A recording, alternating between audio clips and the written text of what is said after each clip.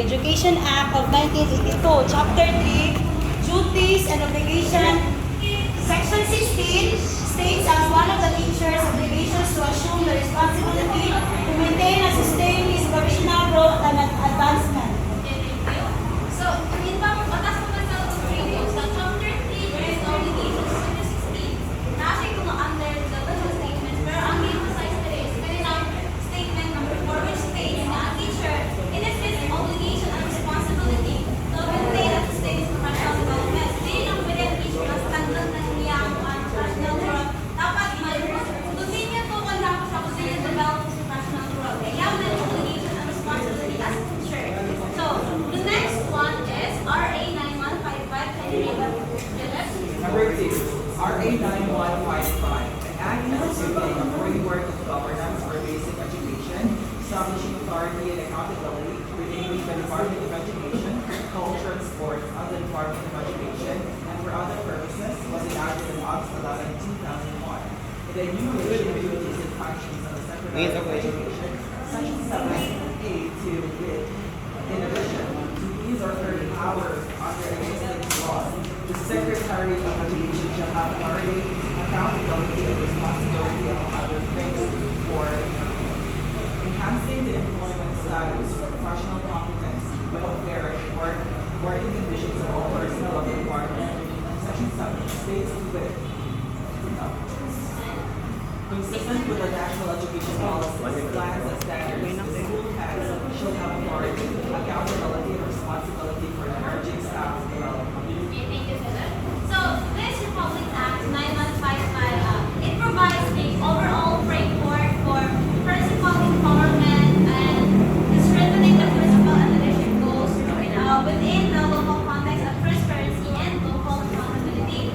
So, today, the governance of basic education, the objective of basic education is to provide the school age population and youth with skills, knowledge, and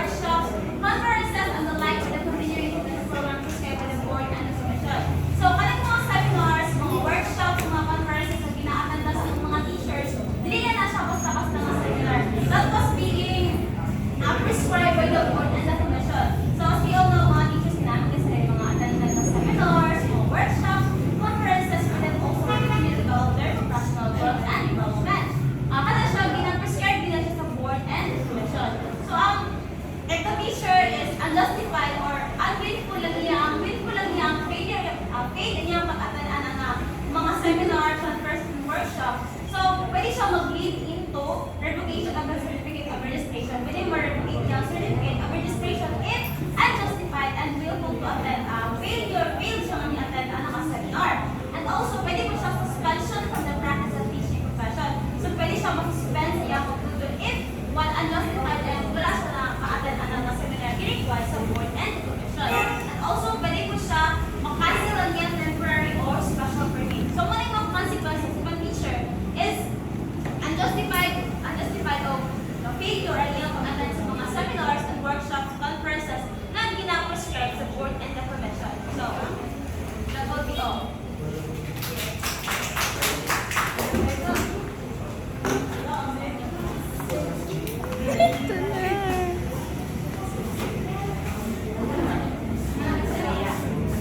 Okay, good morning everyone. Let's proceed to another legal basis of read the first one. The board for professional teachers. One to ready go. The Board for Professional Teachers, BPTT, also passed resolution number 135, series of one act amendment to adopt the code of ethics for professional teachers Pursuant to the provisions of paragraph Article 2 of RA 7886. otherwise known as the Philippine Teachers Professional Act of 1994. So under this code of ethics states that every teacher should participate in continuing professional education program of the PRC and shall pursue such other studies as will improve his efficiency, strengthen his competence, virtues, and productivity in order to be more skilled and competitive internationally and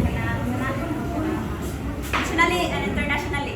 So may na-idea kung unsa ning giingon diri nila nga continuing professional education program nga gi-set up sa PRC. Yes, Archie. Continuing professional development program.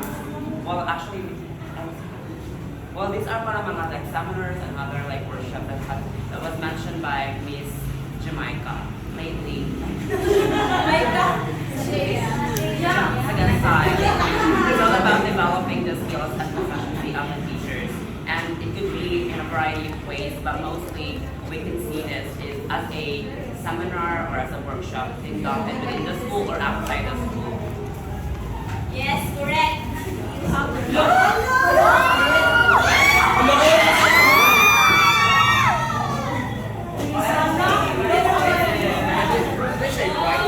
So in addition to that, yes, is correct. In addition to that. So the continuing professional education programs are educational activities or courses that the professionals take after they have finished their formal schooling. These programs help professionals to stay updated sa ilang mga skills or new knowledge sa ilang fields. So, ito siya. Okay, let's proceed. Next one. Executive order number 16. Please, everyone. Executive Order Number 266, Institutionalization of the Continuing Professional Education or CPE Program requires professional regulatory board. Under the supervision. This was signed and issued by the Office of the President.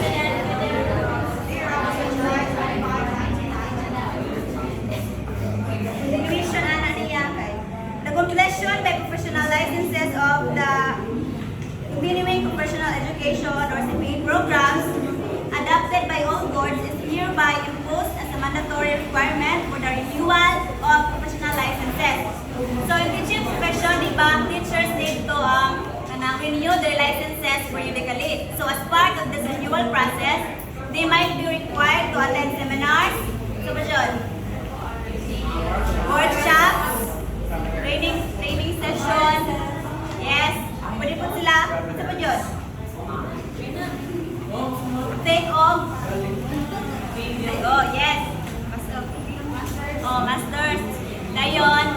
online courses to learn about educational technologies. Mga inana. Siya. Dayon, last one. On the ready, go. Line 1, 2. Continuing Professional Development Act of 2016 with the enactment of law. CPD for all learning professionals related to the including teaching provision as paramandatory. So the Republic Act 10912 Continuing Professional Development Act of 2016 made it compulsory for professionals to undergo further training to update their skills. Yes, including teachers. So sa mga kayo na idea nga, mas pa kayo line profession nga nagparang CPD. Yes, pwede, engineers, ano mo dyan? Doctors. Yes, accountants. And that's all.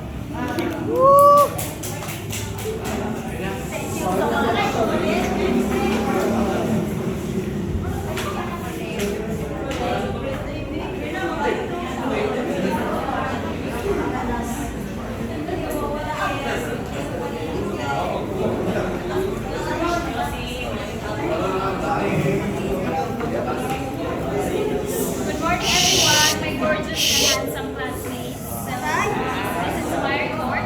So my topic is all about the salient provisions of the Republic Act 10,912 or the Continuing Professional Development Act of 2016. So everybody, can you please read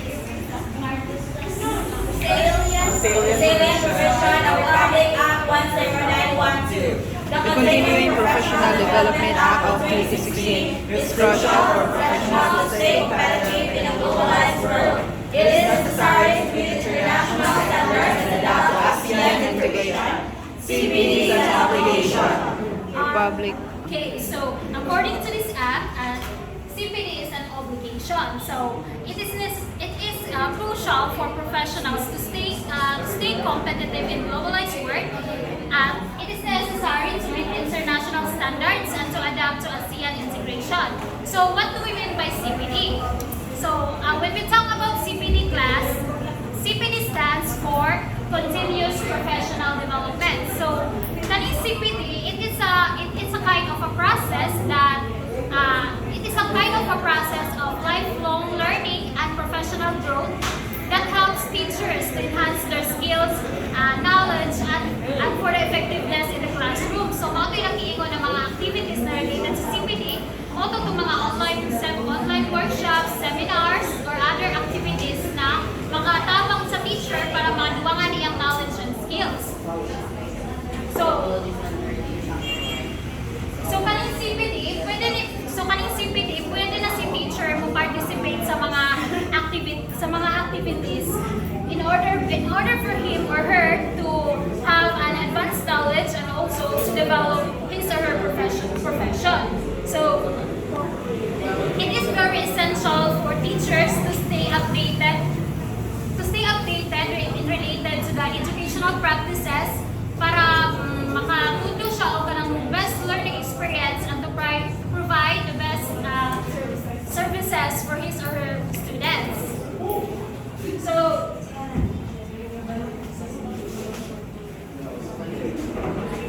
in CPD also, there are also exchange of knowledge. So why do you think so na sa CPD activities na may mga exchange of knowledge? Okay, di ba kung appeal man si teacher sa mga seminars or activities. So of course, that's the time na si teacher pwede siya makashare of ideas, thoughts, or other knowledge among his or her colleagues, and also hindi lang sayang within the schools but also outside other schools. So the Republic Act 10,912 Article 1 Declaration of Policy, the same act states that the purpose of CPD is to enhance professional competence in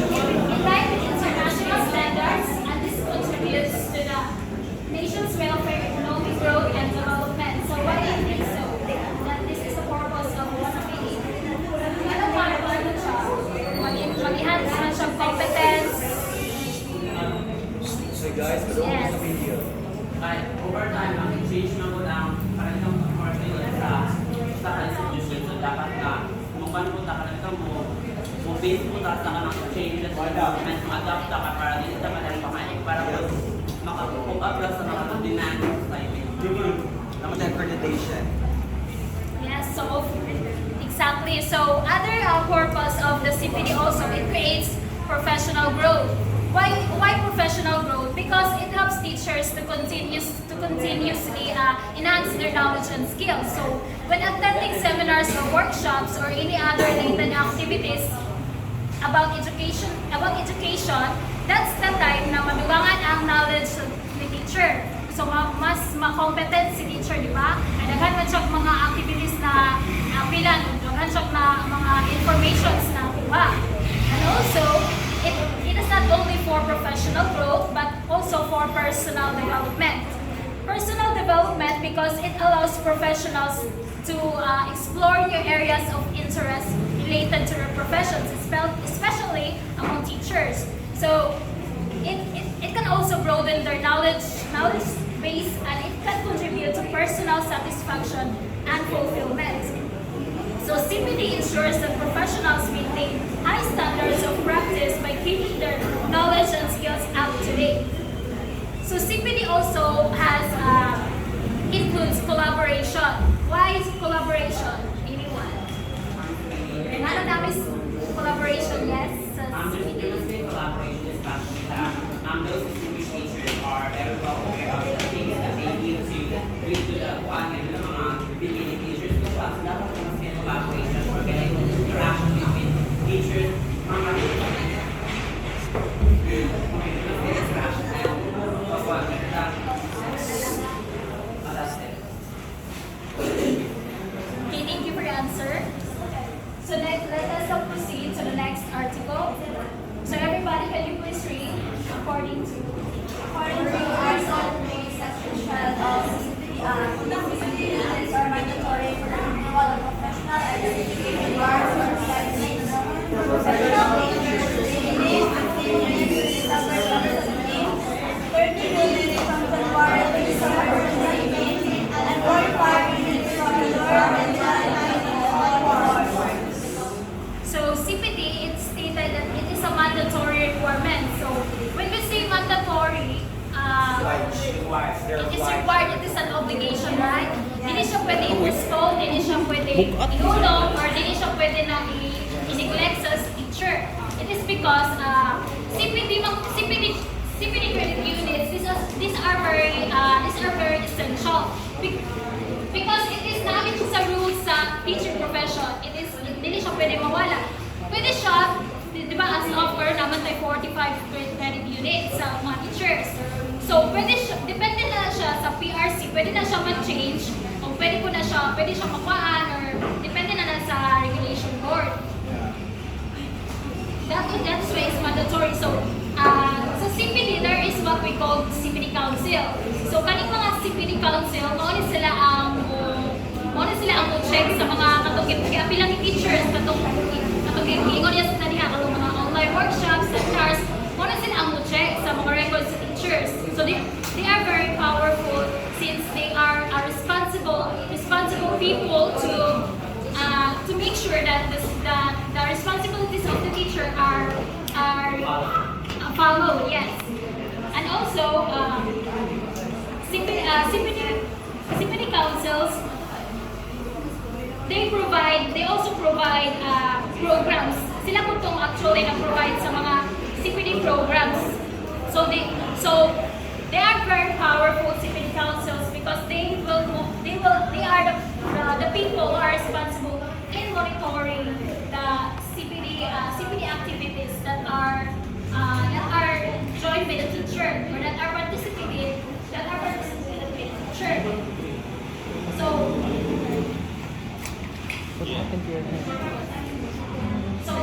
the teacher are required to earn 45 credit units as of today. Ila kay MB ano per sec. So there are ways by which professional Wala na teachers siya can stabilize. earn credit units. So these are summarized in the provided in the book. So everybody can be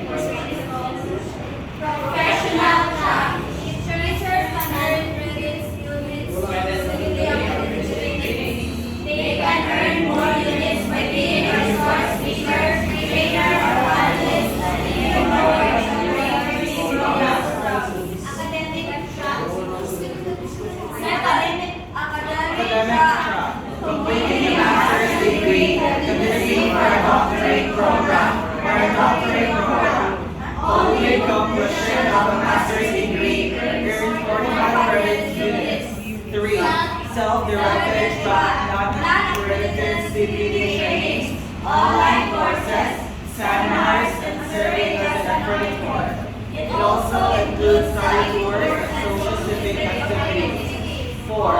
Productive scholarship, developing program modules, writing articles for research papers, and receiving professional awards.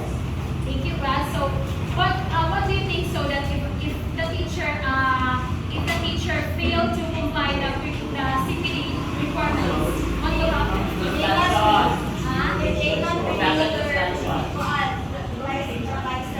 Yeah. So of course there are possible consequences dili mo fulfill the teacher ang CPD requirements. Isa na ana dili niya ma-renew iyang license. So kanang PIC or personal identification card, it is very important kay this contains the essential information of the student, if the teacher na niya ang kanang experience yung profession, and na yung name, na yung registration number, and also if the teacher fails to comply these requirements, pwede siya pwede siya mapenaltihan na ako'y fines na pwede ihatag sa iya wala man niya comply. And also it can affect negative impact for the profession of the teacher. Kaya wala man niya na-fulfill the requirements na, di ba supposedly, di ba namay ka ng 3 years compliance sa teachers, ayaw niya ma-renew it for 3 years. So ayan, so dapat 3 years renew niya yung license. So kung wala nang money teacher to 45 credit units, wala siya kaya kung 45 credits anak-anak, again, wala siya na ma-participate or na siya mga personal problems, kato si teacher, mabawasan to yung credibility as a teacher. Pwede siya, wala siyang profession, ang pinakamarami, pwede po siya, of course, madaot yung image, di na siya professional among to other colleagues or other workmates. And also, there is also additional fines or penalties. So, it is very crucial that the teacher must ensure that the CPD are fulfilled and these are achieved within 3 years. Dapat hindi naman dapat si teacher. So kung wala dyan po na comply ni teacher, kung wala na comply ni teacher within 3 years kung requirements sa CPD, hindi nito niyang ma-renew iyang license. So ayan na ma-renew ni teacher iyang license ko, kompleto na to yung 45 credit units. Sabot class? Yes! So dili Japon siya ka-proceed sa iyang next profession, dili siya ka-continue. Kung dili ko niya ma-comply sa na, ng 45 credit units. Tomato.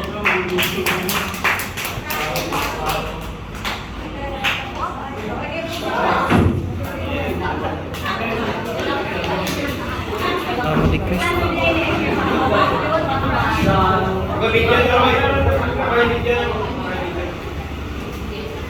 Madikris na yun.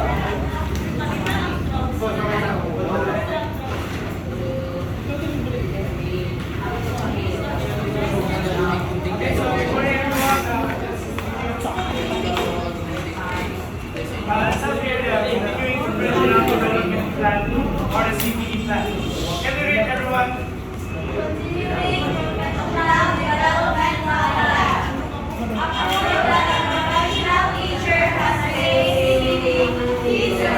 I don't want to ruin this.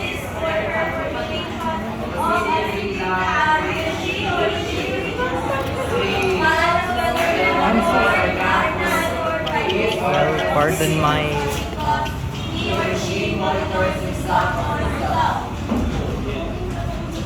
So, CPD plan is like the last quarter who said CPD is a way of monitoring yourself as a teacher para may bawal kung sa mga capabilities mo as a teacher.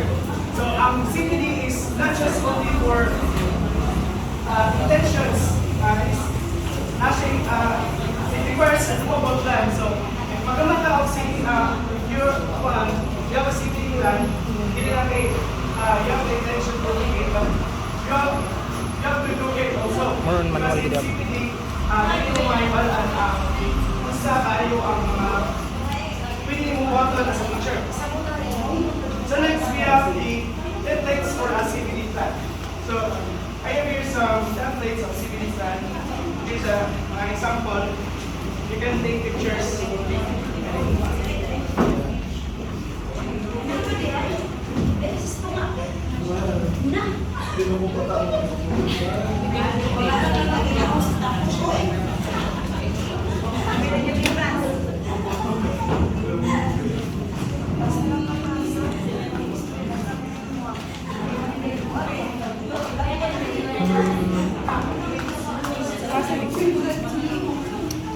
For groupings na sa picture.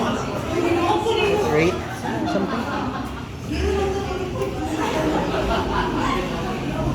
Uy, kataas.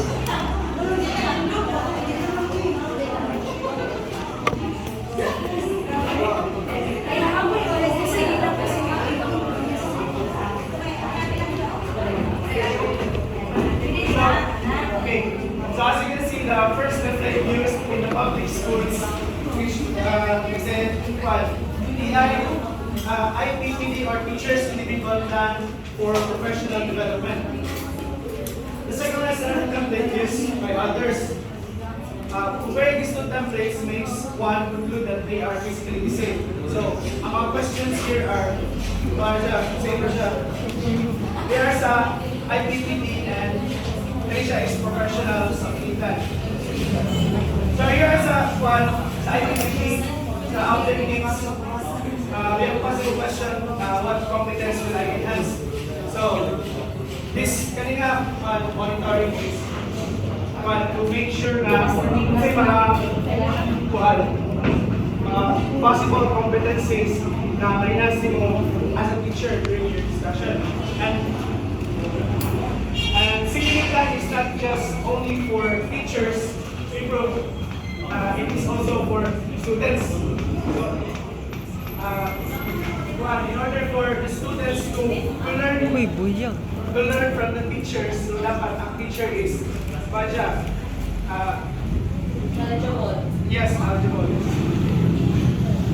So next we have joining professional learning community or communities of practice. This is really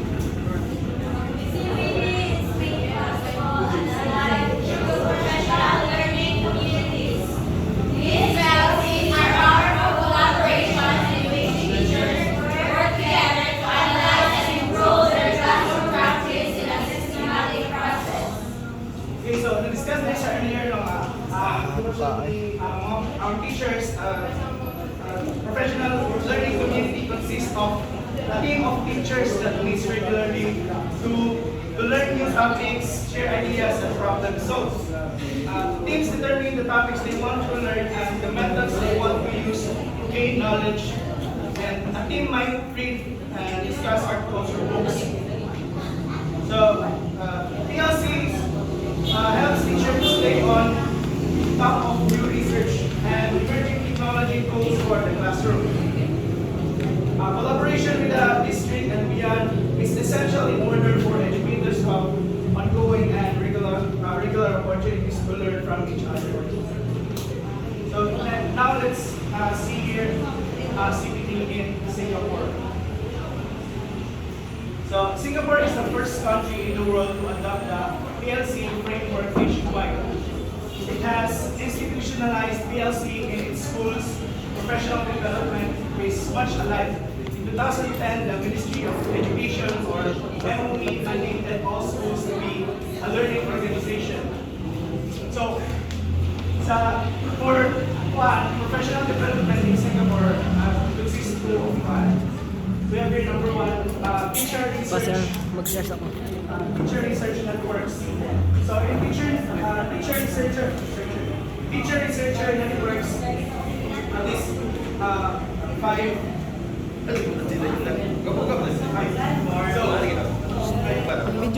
So number one, we have identification and definition of problem.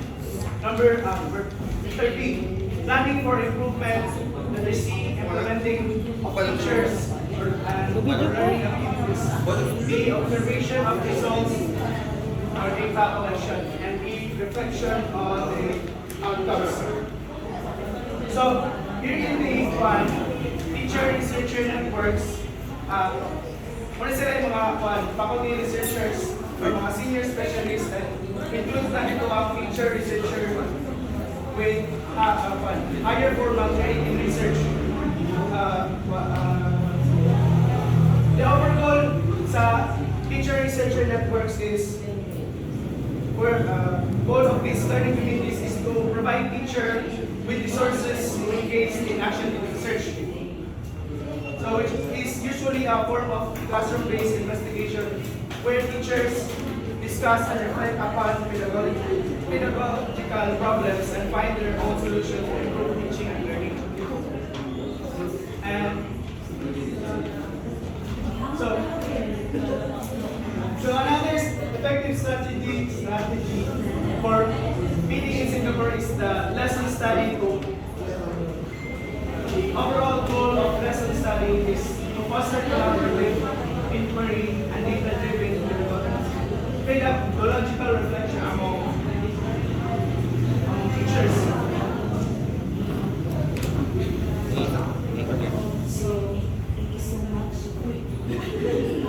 So the overall goal of lesson study is to foster collaborative inquiry and data-driven. So this consists of four clinical phases. We have study phase, planning phase, analysis phase, and reflection phase. So study phase, teacher analyze the curriculum to be taught and formulate long-term teaching and learning goals. Planning phase, teachers select lessons for research, predict students' thinking and difficulties, and plan the implementation of specific lesson for data collection.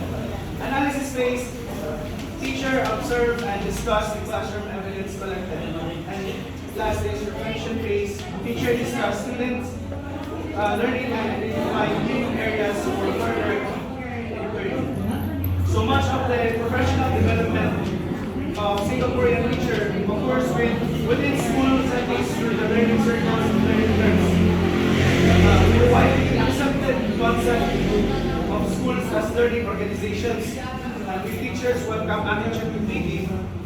These are number of work embedded opportunities for training. Topic for range for curriculum, innovation, student-centric teacher practices, uses of ICT, collaboration, lesson planning, and project-based learning.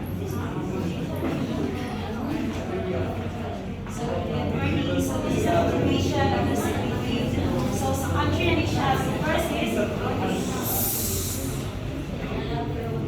CPD in Finland are continued professional development. So teachers in Finland meet one afternoon each week to jointly plan and develop curriculum. They are encouraged to work together to share ideas. So I have a question, why do we need to include a teacher in making the curriculum or update the curriculum? Why do we need to include the teachers in making the curriculum? Yes, Mr. Tito. I may stand up. Aside from that, yes. The teacher is also the one to implement the curriculum to their students. Yes, that is correct. So dapat siya include the teacher. So dapat pwede mo sila included na sa tang student. But ang importante dyan, include the teacher in making the curriculum because they are the one who implement the curriculum inside the classroom. So that's why in Finland, mag-meet sila one afternoon in each week. So it can be, depende na lang sa ilang sabot. So mga teacher they're encouraged to work together to share materials. Also, mag-share sila kung ilang mga ideas. And next is the CPD in Japan. So in CPD in Japan, same siya sa CPD sa Singapore. Nasa rin ginatawag ng lesson study. So the following are the detailed description of how Japan implements the lesson studies. Somewhat same siya sa Singapore. So the first one is, let me read Miss Van Dyke and then read Mr. Gagabert. Every teacher periodically prepares a best possible lesson that demonstrates strategies to achieve a specific goal? So in the first bullet, it explains that ang teacher ko maghatag sila of time in order to create a lesson. But that lesson, dapat siya student-centered, wherein makaka-create siya student na hanas na siya mag-pick up sa problem solving and analysis. So ang Japan PI, nag-focus sila not only by being teacher-centered but also student-centered sila. They believe that learners is kung mag-collaborate ka pala, kung mag-engage with tayo in those activities, mas the more sila kadagang mag-learn. Dili parehas ng teacher na mag-discuss lang, na siya ginatawag lecture method, and ang student is passive learners bitaw. But in Japan, they encourage ka ng students as learners na active lang sila, wherein they can engage to that certain activity.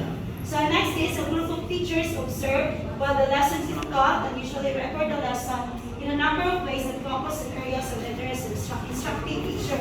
So in this bullet, it explains that another isa ka-teacher is somewhat kabantay mo sa mga depth na ginatawag na ibang demo, bantay na yung sitin sa likod na mag-observe. So in Japan, nasa siya anak, wherein ka na ginatawag na siya na important ways na ang pinanibawag sa mga nag-observe with the teachers is pamitaw na tarong niyang implement, na tarong niyang tutlo, ang tinatawag nila din sa kinaunan na prepare the best possible lesson. If this best possible lesson, if na-talk po siya sa ito. But then, ang kani siya bullet, it explains also na throughout the discussion, there is what we call the, pwede nila i-record it somewhat audio tapes, video recording, or somewhat pwede na sila magsulat in order to know hindi kita malimot ang observers na likod na there is need of kanamitang development need pa siya kanilang weakness, kanilang strength, so need pa siya i-develop. So next is teacher themselves decide the theme and frequency of research lessons. So kaning research lessons, somewhat it is the subject matter or the content. So large group often break up into subgroups of 4 to 6 teachers. So as we all know, sa sulod sa eskwelahan, hindi lang biya siya gamay ng teachers. Daghan kayong teachers. Kung isa akong natanan, which is pagbiadong siya, hindi crowded na kayo, dahil murang alimasa na kayo. So in Japan, in order to have this research lessons effective, dapat ginagroup nila ang teacher. 4 to 6 groups of teachers. Ano siya ginatawag? It's either 5 ba grupo, it's up to you bitaw. Then dapat po, ang naging grupo is, pagkabita sila yung mga issue sa isa't isa, kay aron bitaw, dili bitaw di mo na ito malikayan dili na ito abato na mga personal issues. Some of them will be professional, but somewhat there are some teachers na grabe rin sila when it comes to personal issue. So dapat, ayuwa sa kuwan, dapat yun integrating mo nga. Kaninang grupo is magkasinapot yun sila. In order to nila makuha ang possible the best research lessons kailangan i-integrate. But then in Japan, na sila ginatawag na siya. Most lessons study meetings, of course, during the hours after school that's out. So in Japan, it's either na mag-meet sila in 2:40 in the afternoon, it's either or 3:45 in the afternoon, so mga 1 hour away or something more or less para makakuha sila, makatipok sila na kayo. Di man sila, pero ang gawa sa ila, simple na 5 p.m. 5 p.m. ang gawa sa teachers, sa eskwelahan, ilang time out. But then throughout that, ang tama na ko silang klase is 3:45 lang. Tanang students, 3:45. So kanang the remaining time, mapatulong sa 5 o'clock, muna ginatawag nila, dito nila pwede buhato, ginatawag nila nga lesson study. Do you understand? Yes. And also, some teachers also give public research lesson. So kanang ilang lesson or kanang ilang possible lesson na ilanang i-validate, ilanang i-identify ang weakness of strengths teacher, ilan ang i-share sa lain. In order to have, makagat sila idea from that lesson, hindi nila pwede na ihakong nila. No, this is ours, so hindi na siya pwede i-share. No, it does not mean na iniwa na siya. You should need it to share in public for workshop or educational purposes. So next is CPD in New Zealand. Can we read Mr. Philip?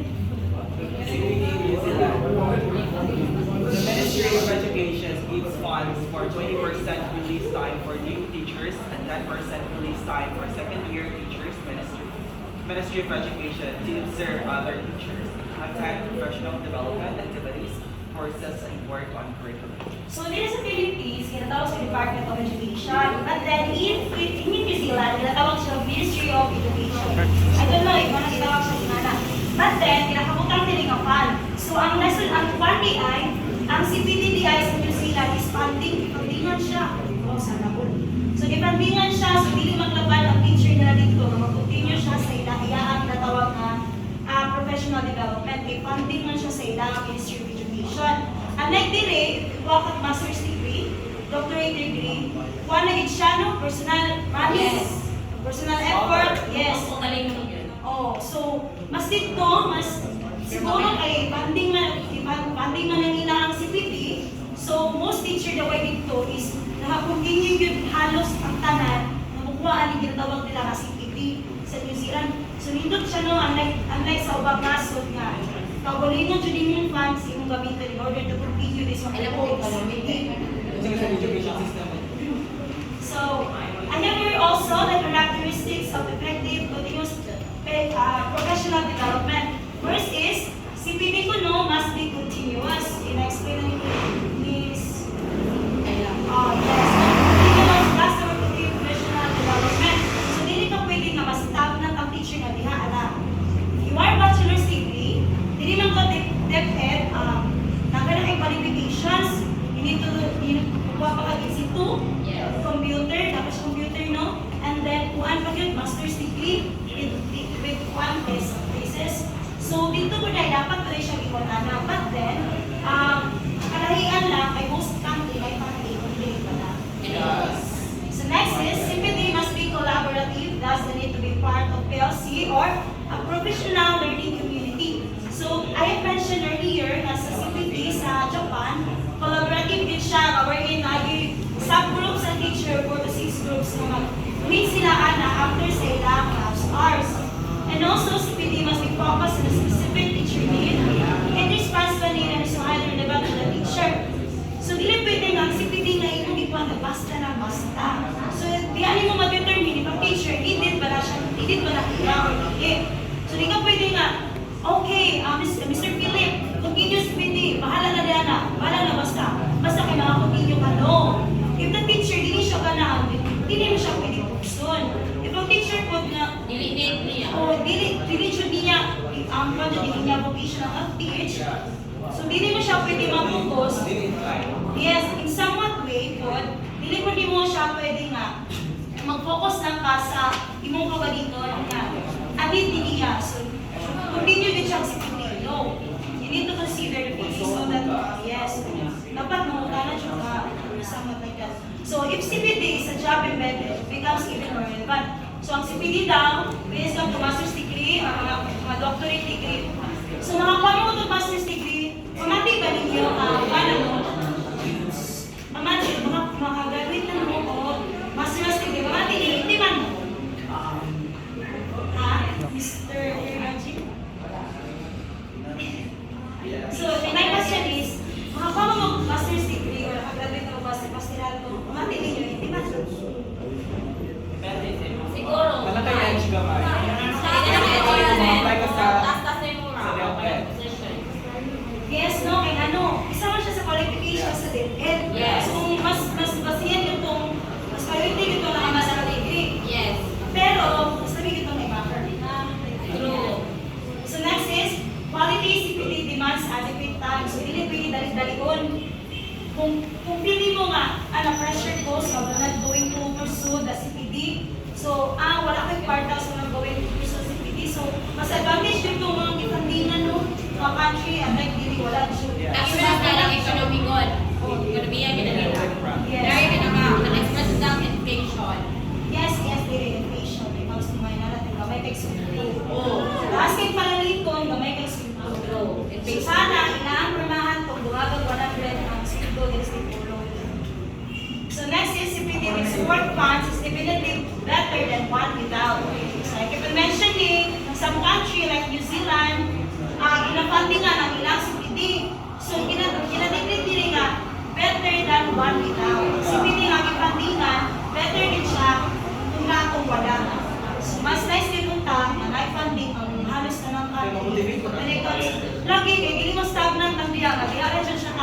teacher. You are a bachelor's graduate. You hold a bachelor's degree holder ka. Yes, nakapasar ka clear. But then, the qualification of the DepEd is somewhat master's degree. You are nakay degree, ana. Somewhat po, kung ako ang sildo, dapat nakay doctorate units. Makapusin kami ko na. Ba't pinusaw na lang itong mga kwarta? Yes, nag-year tayo kung proceed. Mas stagnant yun. Somewhat, bahin mo na lang cashier sa mall. Oo, Bahin mo na bakit lang ang tambay. Yes, it is true. Mutahan ka po sa iba, kung sa ikong nakubay. I am a teacher. Nakauman kong teacher. Pero like kayo nun, kay nara sa mall, this is not acquirement and discrimination. That is the reality. School ka 4 years. Eskwela ka 4 years, ako kayo mong gasto. Dahil hindi, mag-cashier na ka. Kahit kasi sa buong ng marami ay di na sa tawag insulto, pero marami. Sayang wala lang lahat. ang effort na makahuman ka. Yes. Hindi ba tinuod na makahuman ka? Yes, sa bar na. No. Ang pinakalisod is, mangita ka, trabaho. Makasunod ba ka or hindi? So, mas okay dyan itong ipandingan o klasa wala. Ako dyan may factor ang kwan. Okay factor ang financial crisis. Sa somewhat, kung tinaro mo iskwela ka ron, pero kung wala may CPT, kung mo continuous, hindi mo kasunod ka rin. Abroad na lang eh. So, dahil opportunity sa abroad, amo na So, ibahala. abroad na. Ako talaga may bahala. Amsterdam.